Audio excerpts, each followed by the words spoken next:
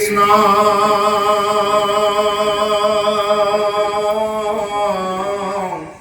শংকৰ মাধৱ গুৰু হৰি ৰাম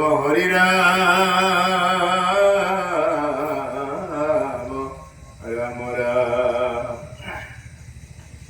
কৃষ্ণ শংকৰ মাধৱ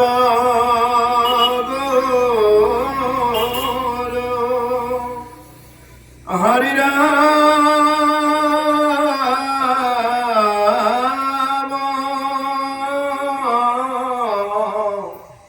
কৃষ্ণ শংকৰ মাধৱ গুৰু হৰি ৰাম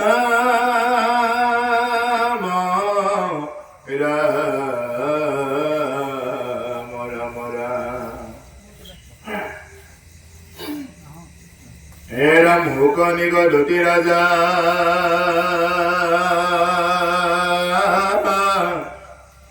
শুনা দেৱ দৈত্য প্ৰজা সাগৰ মথন্তে যে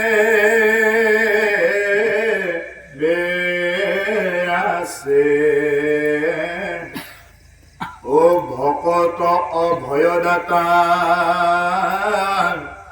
যিটো জগতৰ মাতা উপজিল দেৱী লক্ষ্মী আছে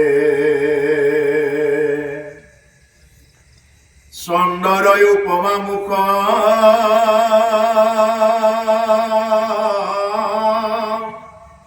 দেখন্তে নয়ন সুখ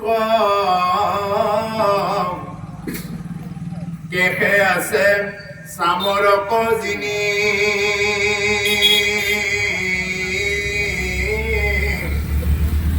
শিখৰ পৰ্বতলে ৰত্নৰ কুণ্ডল জলে কমললোচনী মই ধাখিনি প্ৰভুসকল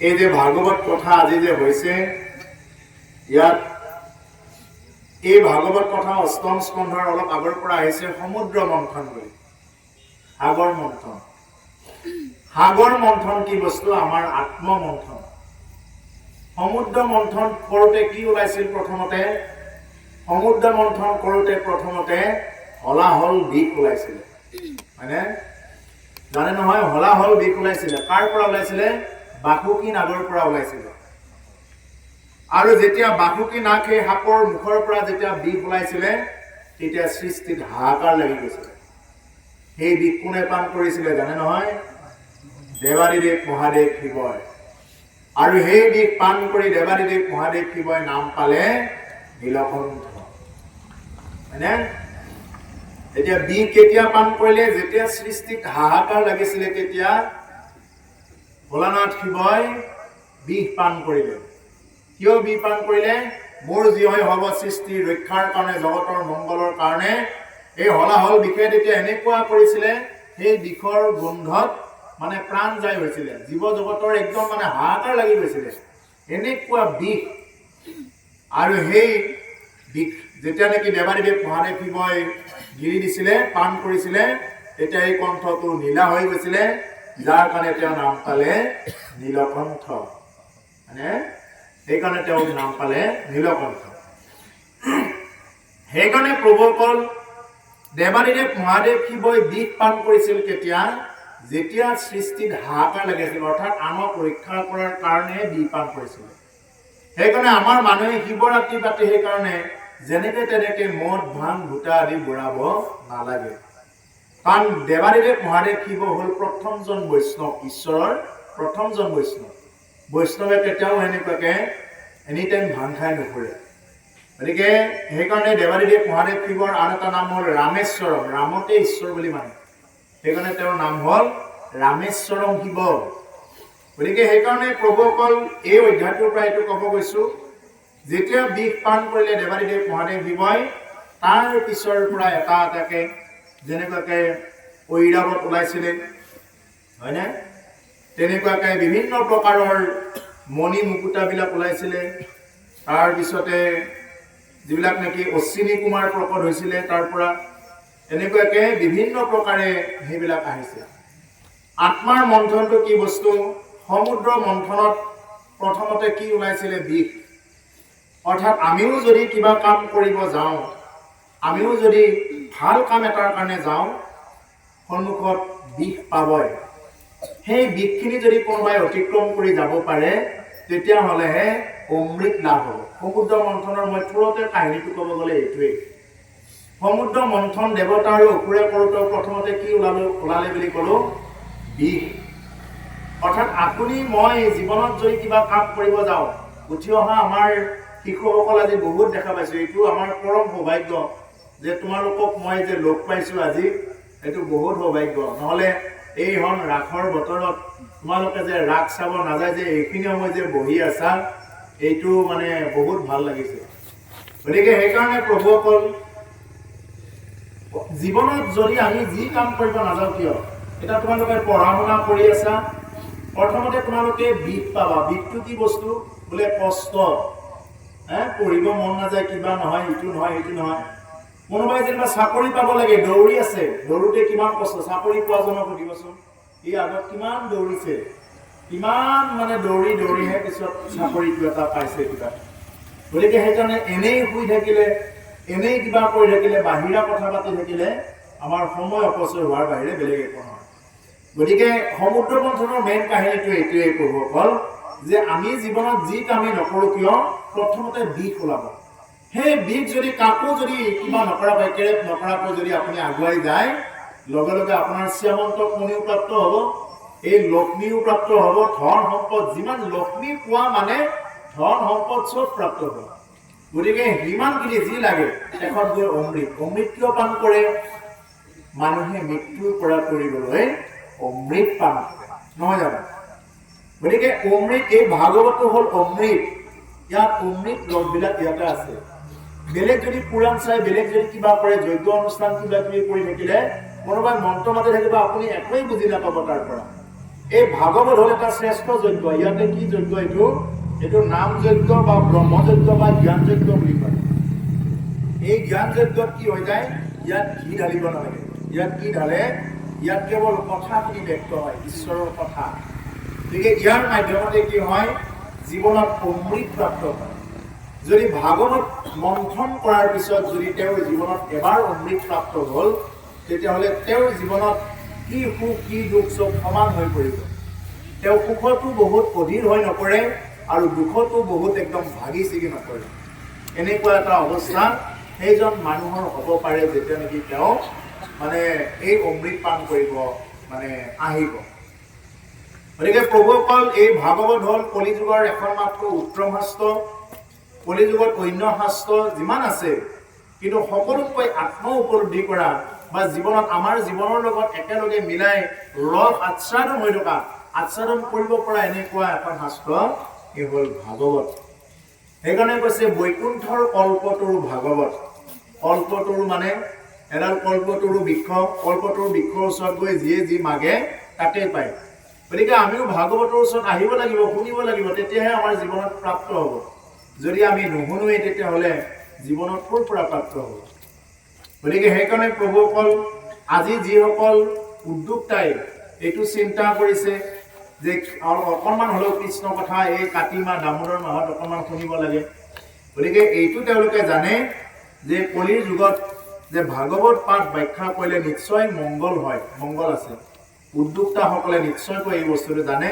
আৰু যিসকল আজি এইখন ৰাসত নাযায়ো, ওচৰতে খৈৰাবাৰী ৰাস খোজ কাঢ়িয়ে যাব পাৰে, কিন্তু তাতে নগৈ যে এইখিনি মানুহ পাইছোঁ, এইটোৱেই বহুত হ'ল ভাগ্য। গতিকে প্ৰভুসকল, সেইটোৱে প্ৰথমতে কৈছোঁ। তাৰ পৰা আহি থাকিলেহে এইখিনি বুজি পাব যে সমুদ্ৰ মন্থনত আমি এটাই বুজি ল'ব লাগিব, জীৱনত প্ৰথম আমি খোজ আগুৱাই দিব যাওঁতে আমি জীৱনত বহুত বাধা বিঘিনিবিলাক পাম। এই হ'ল বিষ।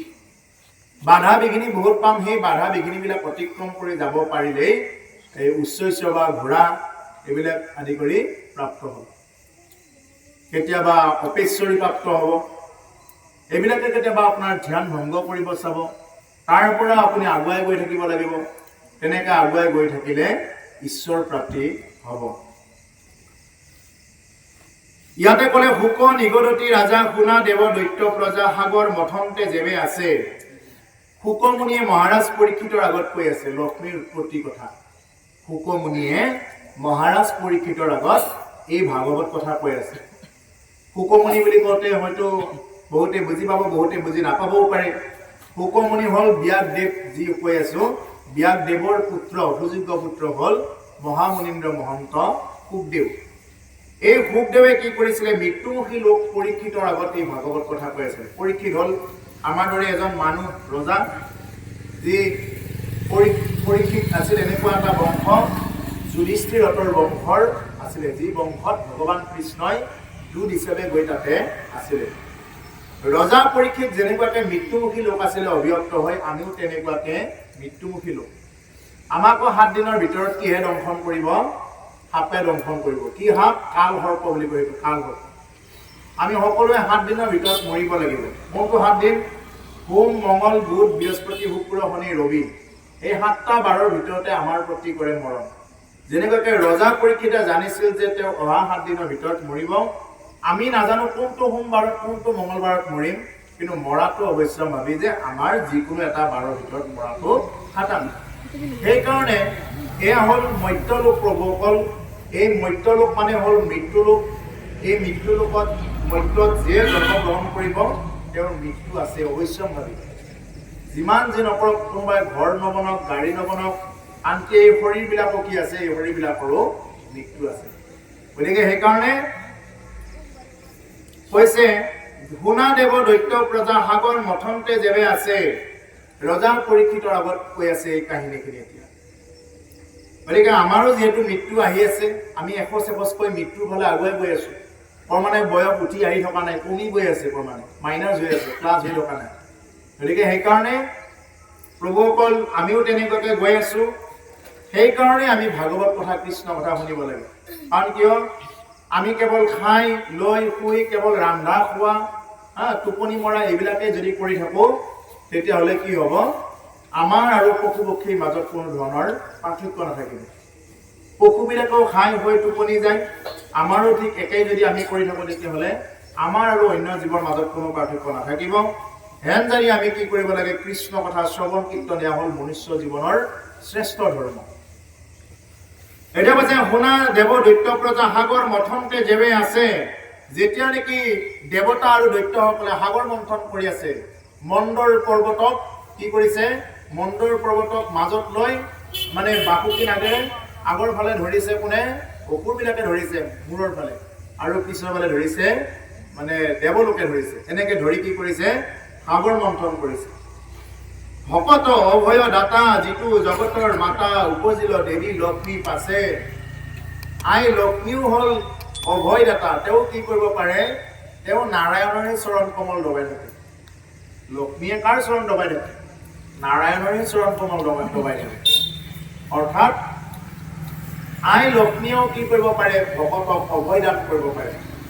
যদি তেওঁ আপোনাৰ ওপৰত এবাৰ সন্তুষ্ট হৈ গ'ল, তেতিয়াহ'লে আপোনাৰ জীৱনৰ কাৰণে আৰু ভাবিবৰ কাৰণে নালাগে। ধুনা জাতিটো অকণমান এইফালে যায়। যিটো জগতৰ মাতা, উপজিত দেৱী লক্ষ্মী আছে, জগতৰ মাতা বুলি কৈছে, অৰ্থাৎ জগতৰ জননী লক্ষ্মী। তেওঁ কি হ'ল? সাগৰ মন্থন কৰোঁতে তাৰ পৰা প্ৰকট হ'ল।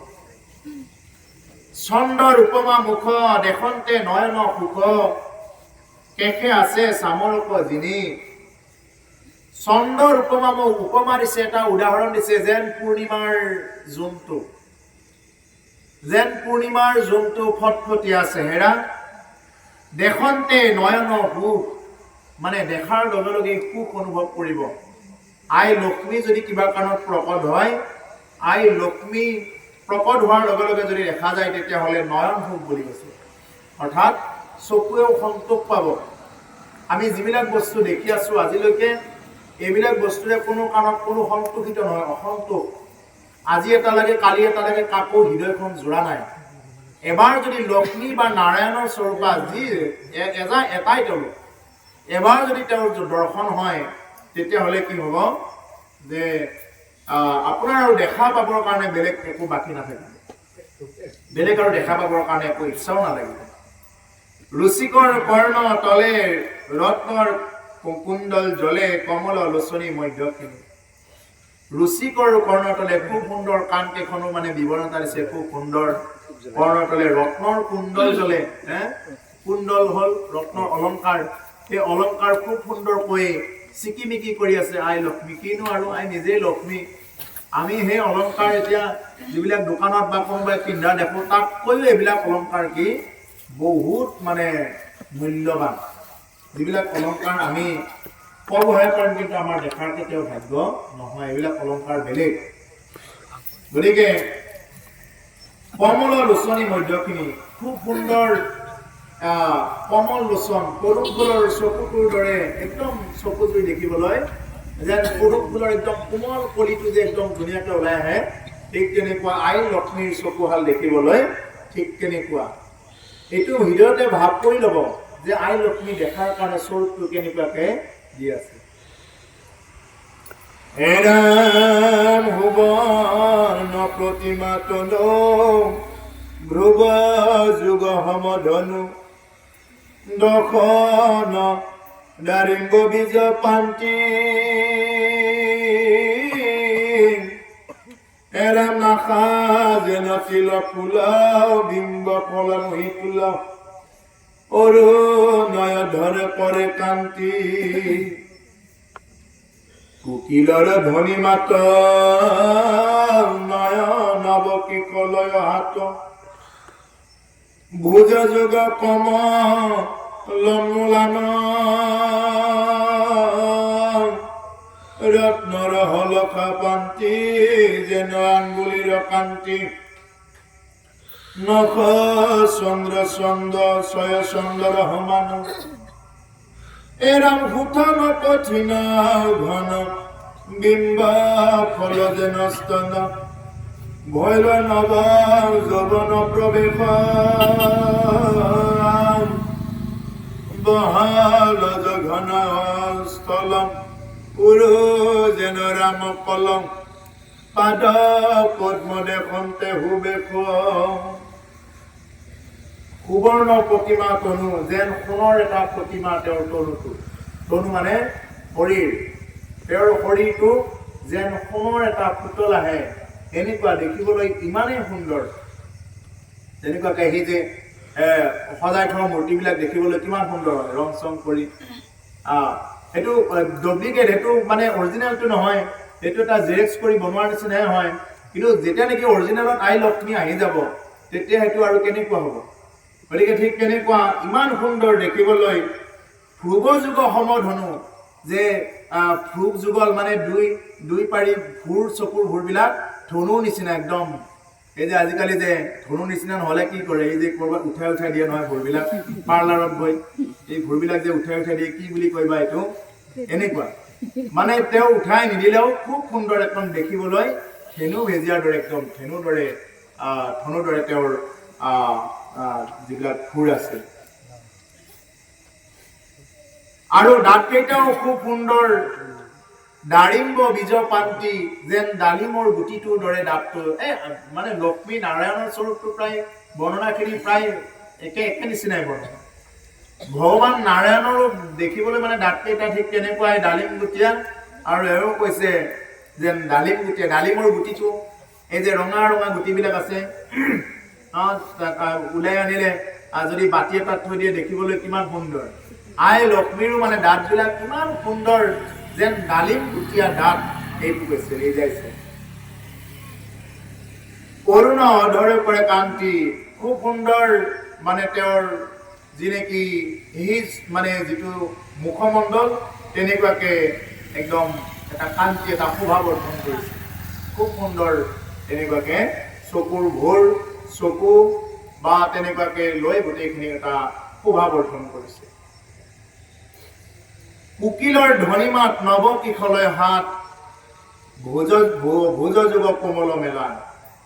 কুকিলৰ ধ্বনি মাতটো কেনেকুৱা কৈছে, কুলি চৰাইৰ নিচিনা। কুলি চৰাই মাত শুনাৰ লগে লগে কি আহি যায়, বিহু আহি নাযায়, চব আহি যায়। গতিকে কুলি চৰাই মাত শুনাৰ লগে লগে প্ৰকৃতিৰো আমূল পৰিৱৰ্তন। গছে কুঁহিপাত মেলে, হয়নে? কুলি কেতেকী মাতাৰ লগে লগে কপৌ ওলাব, বিভিন্ন প্ৰকাৰৰ ফুল এইবিলাক ওলাব, প্ৰকৃতিৰ পৰিৱৰ্তন, খেতি বাতিৰ বতৰ, যেন এটা প্ৰকৃতিৰ মানে খুব সুন্দৰ এটা ধুনীয়া পৰিৱেশ। দশম স্কন্ধৰ বৰ্ণনা আছে, শৰৎ বৰ্ণনা বুলি। গতিকে তেওঁৰ মাতটো কুলি চৰাইৰ নিচিনা, নৱ কিশলয়ৰ হাত, যেন হাতবিলাক কেনেকুৱা কৈছে, যেন কুঁহিপাতৰ কিশলয়, যেন কুঁহিপাত যে ওলাই এই কিহৰ আহঁতৰ পাত, এই আহঁতৰ গাছ ওচৰত আছে নহয়, এই আহঁতৰ গাছবিলাকৰ যিটো পাত ওলাই, এই প্ৰথম পাতটো চাবচোন বাৰু, খুব সুন্দৰ দেখিবলৈ, একদম মানে খুব ৰঙাও নহয়, একদম মানে হালধীয়া এনেকুৱা কালাৰৰ এটা খুব সুন্দৰকৈ ওলাই আহে এইটো বৰণ। ঠিক তেনেকুৱা এটা কৈছে তেওঁৰ আঙুলিবিলাক।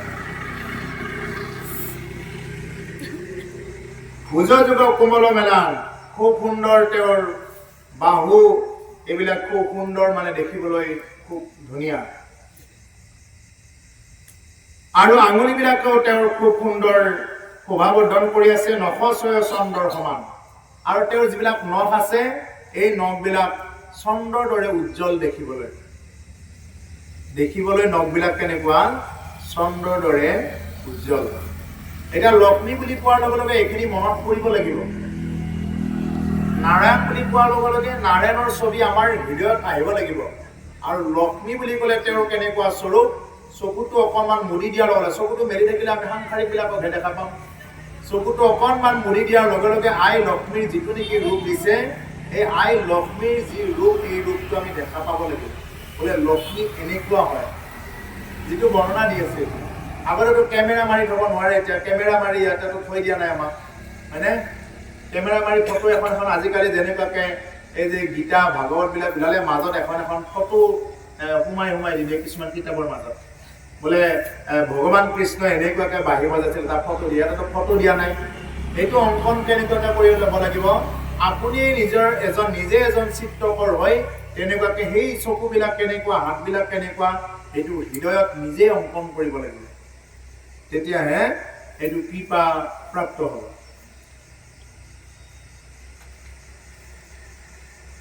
আৰু তেওঁ খুব সুন্দৰ কৈছে, ভৈল নৱ যৌৱন প্ৰৱেশ, খুব নৱ যৌৱন যেনেকুৱাকৈ উঠি অহা গাভৰুবিলাক দেখিবলৈ যেনেকুৱাকৈ সুন্দৰী হয়, ঠিক তেনেকুৱাকৈ আই লক্ষ্মীও দেখিবলৈ খুব সুন্দৰী হৈ তেনেকুৱাকৈ সৃষ্টি হৈছে। ভৈল নৱ যৌৱন প্ৰৱেশ। আৰু তেওঁ পাদপদ্ম দেখোন, তেওঁ সুবেশ, তেওঁৰ পাদপদ্ম অৰ্থাৎ তেওঁৰ চৰণ দুখানি দেখিবলৈ খুব সুন্দৰ, চৰণ দুখানি খুব সুন্দৰ, একদম ধুনীয়া। ও চম্পাৰপা পৰিণয় প্ৰকাশে আঙ্গুলি ছয়, আছে নখ পান্তি কান্তি কৰি, যেন দেখি চন্দ্ৰগণে তুতি আৰম্ভিবে মনে, পৰি আছে চৰণ ধৰি। চম্পাৰ পাখৰি নয় প্ৰকাশে আঙ্গুলি ছয়, আছে নখ পান্তি কান্তি কৰি, মানে আঙুলিবিলাক আৰু তেওঁৰ নখবিলাক ইমান সুন্দৰকৈ কান্তি মানে শোভাবৰ্ধন কৰি আছে। তেওঁৰ হাতৰ নখবিলাক আৰু ভৰিৰ নখবিলাক ইমান সুন্দৰকৈ শোভাবৰ্ধন কৰি আছে, যেন দেখি চন্দ্ৰগণে তুতি আৰম্ভিব মানে, যেন চন্দ্ৰ দেখি আজি তুতি কৰিব যে মোতকৈ ইমান ধুনীয়া আই লক্ষ্মীৰ চৰণ দুখানি, এই যে চৰণৰ যিবিলাক নখৰ চিহ্নবিলাক ইমান সুন্দৰ। আজি পূৰ্ণিমাৰ চন্দ্ৰটোৱেও যেন হিংসা লাগি গৈছে যে আই লক্ষ্মীৰ ইমান সুন্দৰ হাতৰ যিবিলাক নখবিলাক দেখি আৰু ভৰিৰ নখবিলাক দেখি, যেন চন্দ্ৰতকৈ বেছি শোভাবৰ্ধন কৰিছে। তাকে কৈছে, যেন দেখি চন্দ্ৰগণে তুতি আৰম্ভিব মনে, পৰি আছে চৰণত ধৰি, যেন তুতিহে কৰিব, যেন চন্দ্ৰগণে আহি কি কৰিব, যেন চৰণত ধৰিব। এতিয়া চন্দ্ৰগণ বুলি কওঁতে, চন্দ্ৰগণ মানে বহুত শব্দত ক'লে, বহুত চন্দ্ৰটো আমাৰ এটাহে আমি জনাত। চন্দ্ৰগণ বুলি ক'লে তাৰমানে কি, এই ব্ৰহ্মাণ্ডত যিমান চন্দ্ৰ আছে সকলোৰে কথা কৈছে। চন্দ্ৰটো বুলি ক'লে এটাই চন্দ্ৰ বুজাব, সূৰ্যটো বুলি ক'লে এটাই বুজাব, কিন্তু ইয়াতে চন্দ্ৰগণ মানে আমাৰ ব্ৰহ্মাণ্ড গোটেই এখনে নহয়, অনন্ত কোটি ব্ৰহ্মাণ্ড আছে, আৰু এই অনন্ত কোটি ব্ৰহ্মাণ্ডৰ গোটেইবিলাক চন্দ্ৰ লোক লাগি সেই চন্দ্ৰবিলাকে কি কৰিছে, আই লক্ষ্মীক যেন তুতি কৰিব। ইমান সুন্দৰ আই লক্ষ্মীৰ চৰণ আৰু আই লক্ষ্মীৰ হাতৰ যিবিলাক আঙুলি নখ এইবিলাক দেখি খুব মানে চন্দ্ৰ মানে যেন তুতি কৰিব, এনেকুৱা এটা দশা এইটো বৰ্ণনা কৰিছে। তেতিয়াহ'লে আই লক্ষ্মী দেখাত কেনেকুৱা সুন্দৰী হ'ব, এইটোতো ধেমালি নহয়। যি নেকি নাৰায়ণৰ চৰণ দবাবৰ কাৰণে সৌভাগ্য হৈছে, হয়নে? নাৰায়ণৰ চৰণ কমল দবাবৰ কাৰণে সৌভাগ্য হৈছে তেওঁৰ, এই হ'ল আই লক্ষ্মী। গতিকে তেওঁ আৰু কম ৰূপে গুণে কম হ'ব নেকি? নহয়, আটাইতকৈ দেখিবলৈ সুন্দৰ। একোই অংগে নাহি ক্ষতি, যেন জ্বলে দেহাৱাতি, বৰ্ণনা কৰিবে কোনে সিমান, তৈলোকৰ ৰূপ মানে যেন থৈলাৱে কথা নে, আজি বিধি মোহিনী প্ৰতিমা, ৰূপে প্ৰকাশন্ত শান্তি, যেন বিজুলীৰ পান্তি, দশ দিশে কৰন্ত প্ৰখন্ন, তৈলোকৰ মহালক্ষ্মী তাহাং কয়াগতে দেখি, বৈলা হবে তব নয়ন।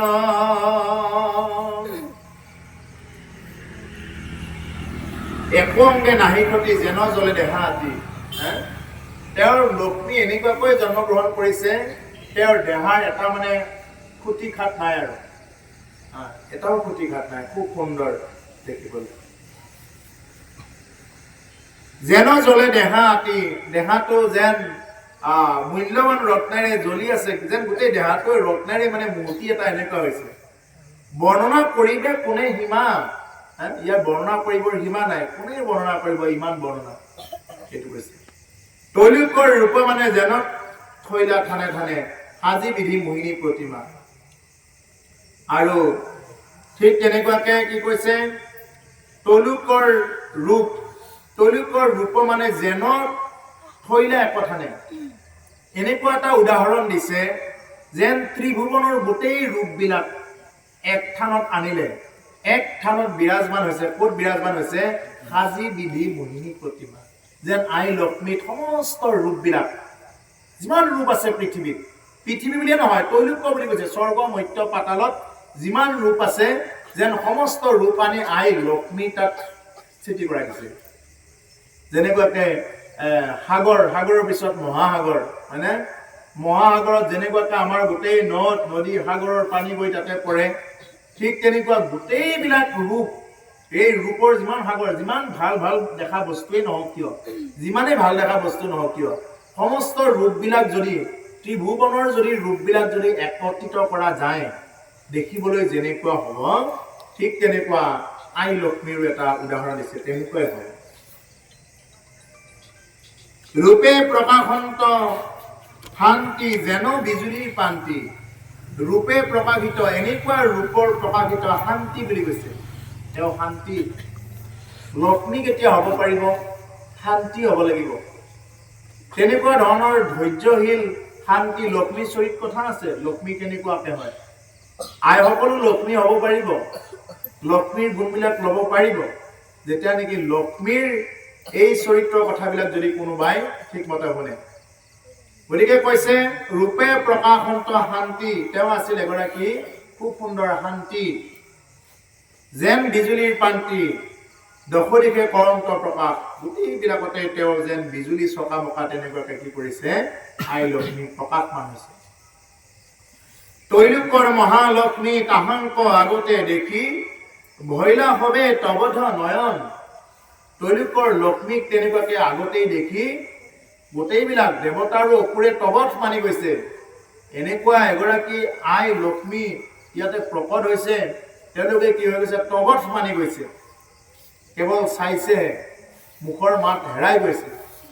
এই স্বৰ্গৰ অপেশ্বৰীয়ে ধুনীয়া বুলি কয়, স্বৰ্গৰ অপেশ্বৰী কিমান ধুনীয়া, তাতো কয় হাজাৰ কোটি গুণে ধুনীয়া আই লক্ষ্মী। গতিকে তেওঁলোকেতো একদম প্ৰবধ হৈ গৈছে। অ লক্ষ্মী মুখ দৰ্শনে মহাসিদ্ধ মুনিগণে ত্যাগিল যত যুগ ধ্যান নিৰন্তৰে দেৱা খুৰ হবে ভৈলা কামাতুৰ ঘৰুৱাইল হবে শ্ৰুতি জ্ঞান দেখিছাৰো উচ্চ কোচ কাম বানে গৈল মুচ যেন আতি বাতুলে চেঞ্চাই কেহু বোলে মই নিব সৰ্বস্ব তোমাক দিব ময়ো দাস হৈব মুদাই। আই লক্ষ্মীৰ এনেকুৱা এটা ৰূপ দেখি মহা যিবিলাক সিদ্ধ আছিলে সিদ্ধ সকলৰ যোগ ধ্যান ভংগ হৈ গৈছে। ত্যাগিল যত যোগ ধ্যান বিলাক সমস্ত ত্যাগ কৰি দিছে। নিৰন্তৰে দেৱাসুৰ হবে ভৈলা কামাতুৰ হৰুৱাইল হবে শ্ৰুতি জ্ঞান। দেৱতা আৰু অসুৰবিলাক কামাতুৰ হৈ গৈছে, তেওঁলোকে শ্ৰুতি হৰুৱাই গৈছে। যেন কি কৰি আছিল, কি বিচাৰিব আহিছিল, তেওঁলোকে এইবিলাক পাহৰি থাকিল। গতিকে প্ৰভু অকল আমিও জীৱনত যদি অকণমান কিবা এটা প্ৰাপ্ত হয়, লক্ষ্মী যদি জীৱনত এবাৰ প্ৰাপ্ত হয়, তেতিয়াহ'লে আমি যি উদ্দেশ্যৰ কাৰণে আগবাঢ়িব লাগে সেইটো পাহৰিব নালাগে। অৰ্থাৎ মই কোনটো ক'ব গৈছো, যেনিবা ভগৱন্তই কৃপা কৰি আপোনাক ধন সম্পদ দিলে, দিয়াৰ পিছতো কি কৰিব নালাগে, পাহৰি যাব নালাগে ঈশ্বৰক। ভগৱন্তই দিলে সেইটো, কিন্তু দিয়াৰ পিছত যদি আমি জীৱনৰ উদ্দেশ্যই পাহৰি থাকো, দিলে কি কাৰণত দিলে, যাতে তেওঁ অভাৱ অনাটন নোহোৱাকে যাতে ঈশ্বৰ চৰ্চা কৰিব পাৰে, কৃষ্ণ নাম ৰাম নাম যাতে কোনো ধৰণৰ চিন্তা ভাৱনা নোহোৱাকৈ ল'ব পাৰে। কিন্তু দেখা গ'ল যে তেওঁ ধনী হোৱাৰ পিছত আৰু তেওঁ ঈশ্বৰ চিন্তা একেবাৰে বাদেই দি দিলে, পাহৰি গ'ল। গতিকে তেনেকুৱা হ'ব নালাগে। এই শ্ৰুতি জ্ঞানবিলাক হৰুৱালে কি হৈ যাব, এই অসুৰ হাৰি লৈ আহি যাব। দেখিছ আৰু উচ্চ কাম মানে গৈল মুচ যেন আতি বাতুলে চেঞ্চাই। পাগলে চিঞৰাৰ দৰে তেওঁলোকেও সেই চিঞৰা আৰম্ভ কৰি দিছে। কোনোবাই কৈছে কেহু বোলে মই নিব সৰ্বস্ব তোমাক দিব মই দাসো হ'ব সমুদায়। কোনোবাই কৈছে মোকে দিয়ক মই লৈ যাওঁ, আৰু মোৰ যি ভাগ আছে দৰকাৰ হ'লে অমৃতকেই নালাগে। বহুতে এনেকুৱাকৈও ক'লে, এই বুলি কৈছে। ও কাম সাগৰ তোমৰো হেৰা চৰণত ধৰো আখি মুখ কৰা পৰিত্ৰাণ মুনিয়ৰ গোটে উঠি হিয়াত বৈখাৱে মুঠি মূৰ দিকে দেখ ধান এৰাম দেখো চাউমতি আউৰা গোটে উঠি আতি হিউ পাছে তাৰ মানুহবোৰে ধৰা ধৰি বস্তু ফাৰৈ দেৱে দেৱতা কমাৰৈ দানৱে দৈত্য ককিল জোৰে। আৰু তেওঁলোকে কাম সাগৰত মৰি তাৰ পৰা পৰিত্ৰাণ কৰা এতিয়া কোনো নাই। তেওঁলোকে মানে তেনেকুৱাকে সেই আই লক্ষ্মীক দেখি সকলোৱে কেনেকে নিজৰ কৰিব পাৰি এইটোহে চিন্তাত তেওঁলোক ব্যস্ত। তেওঁলোকে উদ্দেশ্যই পাহৰি গ'ল যে তেওঁলোকৰ উদ্দেশ্য আছিল কি, অমৃত লাভ আছিল। মানে সাগৰ মন্থনৰ উদ্দেশ্য কি আছিল, অমৃত লাভ। কিন্তু তেওঁলোকে জীৱনৰ মেইন উদ্দেশ্যটোৱে পাহৰি থাকিল। যেনেকুৱাকে আজিকালি কিছুমানে নিজৰ উদ্দেশ্যই পাহৰি থাকিল। তেওঁ যে পঢ়িব লাগিব, ভালদৰে যে কিবা এটা কৰি খুৱাব লাগিব, জীৱনত যে আৰু কিবা আছে, এইখিনি আৰু নাই। যে এইখিনি পাহৰি কি কৰে, নিজৰ উদ্দেশ্যৰ পৰা ফালৰি কাটি কেৱল তেওঁলোকে সংসাৰ কৰাৰ মন, এনেকুৱা ধৰণৰ চিন্তাৰ কাৰণে তেওঁলোকৰ জীৱনৰ উদ্দেশ্য প্ৰকৃততে নহয়। দেৱতা আৰু অসুৰৰো সেইটোৱেই হ'ল। দেখুৱা আৰু চাওমতি আউৰ উঠে উঠি আতি সিও পাছে তাৰ মানৱৰে। ইটো সিটো উঠি আহি তেনেকুৱাকে এটা হুলস্থুল পৰিৱেশৰ নিচিনা তাত সৃষ্টি হয়। ধৰা ধৰি বস্ত্ৰ ফাৰৈ দেৱে দেৱতা কমাৰৈ। কোনোবাই ধৰে কাৰোবাৰ কাপোৰ ফালি দিয়ে, বোলে তই যাব ওলাইছ, যাব নোৱাৰচোন বুলি পেলাই কাপোৰখন আনিলে, আনি গেল ফালা কাপোৰখন। তেনেকুৱা এটা অৱস্থা, বিশৃংখল অৱস্থা হৈ গ'ল। ও কেহ কৰে কুচা কুচি বুঢ়া বোলা কাট কুচি তোক কোনে তোক দিলে স্থিৰ বতা কিখ কলা গখ মাত চৰৱে হাৰি বুজাত নতু পাখ বাপেৰৰ আটাম কেহু কৰে চুলা চুলি লগাই মহা হুলস্থুলি নচাৱয়া পুনৰ পৰকেৱে চেতন নাহি গাৱে লক্ষ্মীক ধৰিবে চাৱে দেখি মাতি লন্ত ব্ৰহ্মাদেৱে। মানে তেওঁলোকে ইজনে সিজনক তেনেকুৱাকে পিছ কৰিব চাইছে যাতে কোনেও আগত যাব নোৱাৰে। এনেকুৱাকে লাগি থকাৰ পিছত ব্ৰহ্মাদেৱে লাহেকে মাত লগাইছে। এতিয়া ব্ৰহ্মাইতো জানে, ব্ৰহ্মাই লাহেকে মাত লগাইছে। শুনাদেৱ দৈত্য যুথ চিত্ত কৰিও সুস্থ মিছা দেখে কমৰা দণ্ড কৰি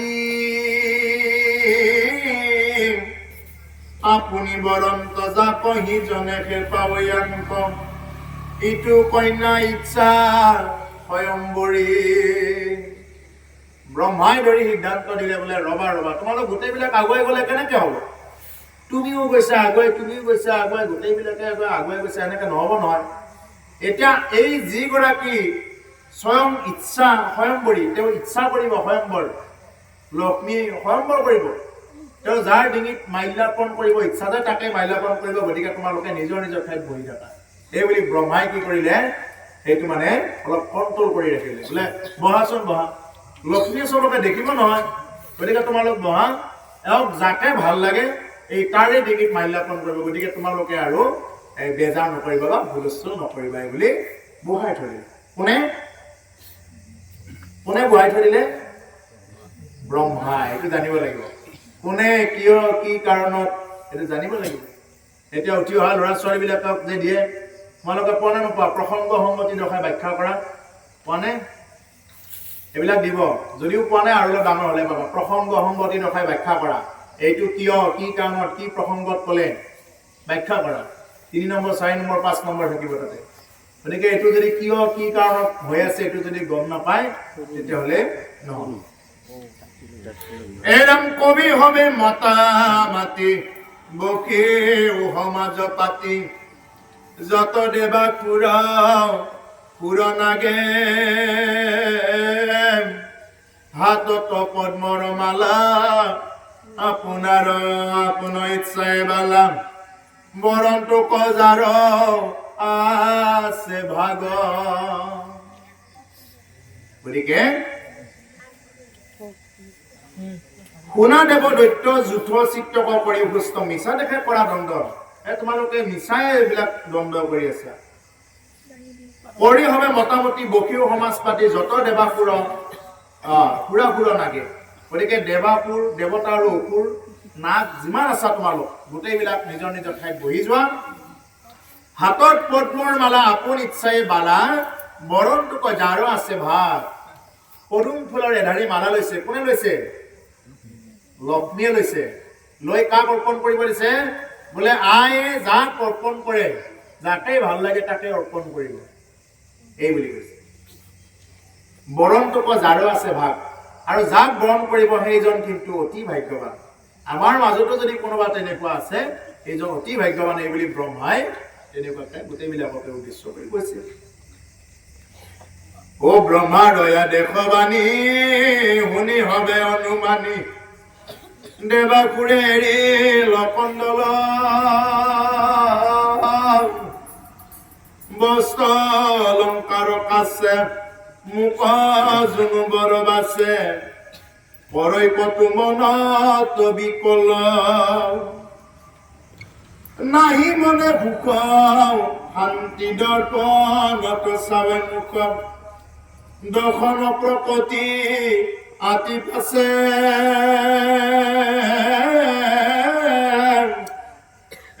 সুন্দৰনে দেখি তাত মৰে গুৰ দৰ্পণত এৰাম কোঠেৰ পদৰ যে গঢ়ি আছে। ব্ৰহ্মাৰ আদেশ বাণী শুনি হবে মহামুনি অৰুমানি বেমাৰ কৰি এৰিল কণ্ড। ব্ৰহ্মাৰ যেতিয়া নেকি আদেশ শুনিলে, বোলে ৰোৱা তোমালোকে নিজৰ নিজৰ ঠাইত বহা বুলি যেতিয়া আদেশ শুনিলে, লগে লগে কি কৰিলে, তেওঁলোকে নিজৰ নিজৰ ঠাইত বহি ললে।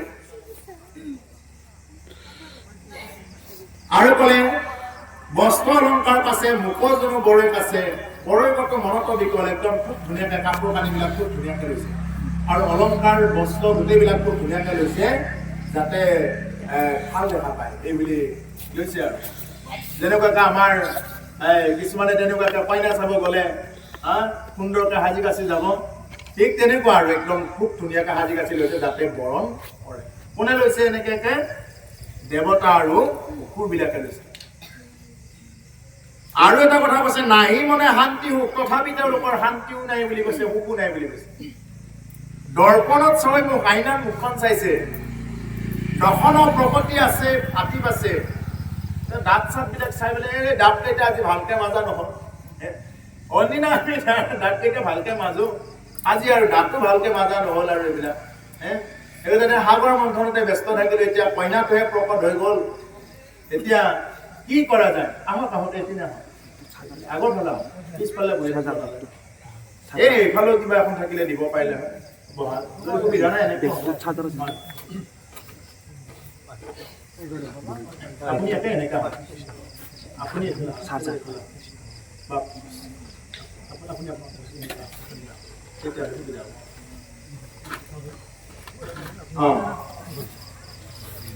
নাহি মানে সুখ শান্তি, দৰ্পণত চাৱৈ মুখ, দশনো প্ৰগতি আতি আছে। দাঁত কেইটাটো বৰ বেয়া দেখা, আৰু অসুৰ বিলাকৰতো দাঁত কেইটাটো ভাল নহয়, দাঁত কেইটাটো বৰ বেয়া দেখা দাঁত অসুৰ বিলাকৰ।